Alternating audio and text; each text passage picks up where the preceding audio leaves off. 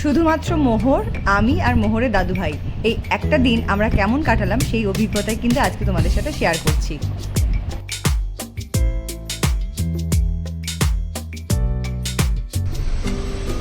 তো আমরা সেজেগুজে তো রেডি হয়ে গেছি অ্যাজ ইউজুয়াল। তোমরা যেমন আগের ব্লগগুলোতেও দেখেছো, জেনারেলি গাড়িতে যাওয়ার সময় আমরা সাজুগুজু মেকআপ করে নিই।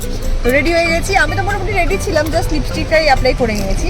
আর এই যে মোহর সোনা পুরো সাজুগুজু করে রেডি, খালি এখন মোহর পায়ে জুতোটা পরেনি, পাটা ফাঁকা, আর মোহরের লিপ বামটা লাগানো বাকি, ব্যাস মোহরের ডান। মোহর পুরো বড় একটা লম্বা শপিং লিস্ট করে নিয়ে এসছে, সেই শপিং লিস্ট অনুযায়ী মিলিয়ে মিলিয়ে শপিং করবে।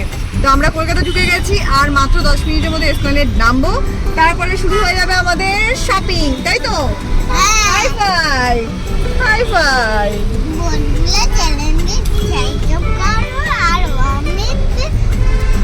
বন্ধুরা চ্যানেলটা সাবস্ক্রাইব করো আর কমেন্ট করো আর অনেকগুলো লাইক করো, অনেকগুলো লাইক করে দাও। আচ্ছা এখানে আরো জুতো আছে, দেখো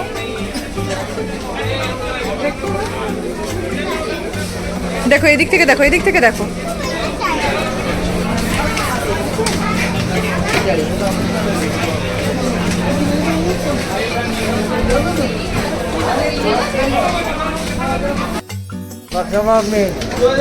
কটা জুতো কিনবি দিদি? কটা জুতো কিনবি?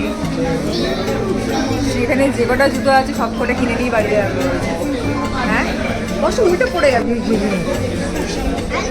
কেমন পছন্দ হয়েছে? হ্যাঁ বড়দের না মা, বাচ্চাদের দেখো। এই যে এখানে ছোট ছোট সুন্দর সুন্দর কিউট কিউট বেল্ট আছে, এখান থেকে পছন্দ করো।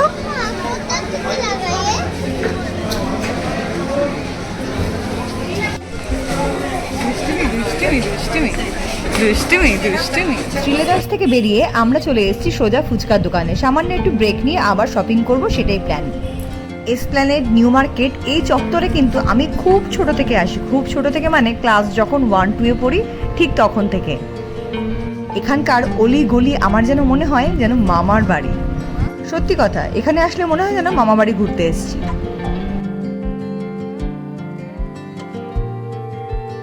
নিজের জন্য ব্যাগ পছন্দ করতে গিয়ে মোহরের জন্য এই পিঙ্ক কালারের ইউনিকর্ন ব্যাগটা আমার খুব পছন্দ হয়ে যায়। ব্যাগটা নিয়েও নিই, আর মোহরকে দেখো, মোহর এই ব্যাগটা পেয়ে কিন্তু ভীষণ খুশি, আর ব্যাগটা ওকে খুব সুন্দর মানিয়েওছে। ছোট থেকে এখানে যেহেতু আসি তাই খুব ভালো করেই জানি এখানকার জিনিসপত্র কেনাকাটি করতে গেলে বার্গেনিংটা মাস্ট। এই ইয়েলো ব্যাগটা কিন্তু বেশ কিছুক্ষণ বার্গেনিং করার পর খুব পছন্দ যেহেতু হয়ে গিয়েছিল তাই কিনেই ফেলেছি।